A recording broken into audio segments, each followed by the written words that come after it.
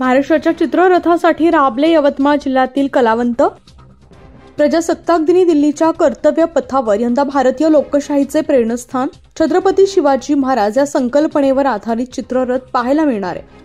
शिवराज्याभिषेकाला 350 वर्ष पूर्ण झाल्याबद्दल तेलंगणा राज्याच्या सीमेवरील महाराष्ट्राच्या कलावंतांनी या चित्ररथातील शिल्प साकारलंय।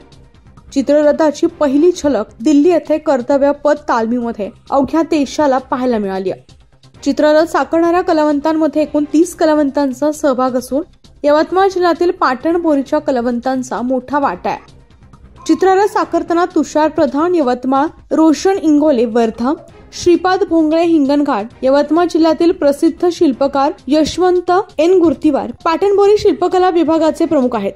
तेलंगणाच्या सीमेवर असलेल्या पाटणबोरी येथे यशवंत यांच्या स्टुडिओमध्ये या चित्ररथातील शिल्प साकारलं आहे। न्यूज 15 मराठीसाठी प्रतिनिधी गजू कैलासवार, पाटणबोरी।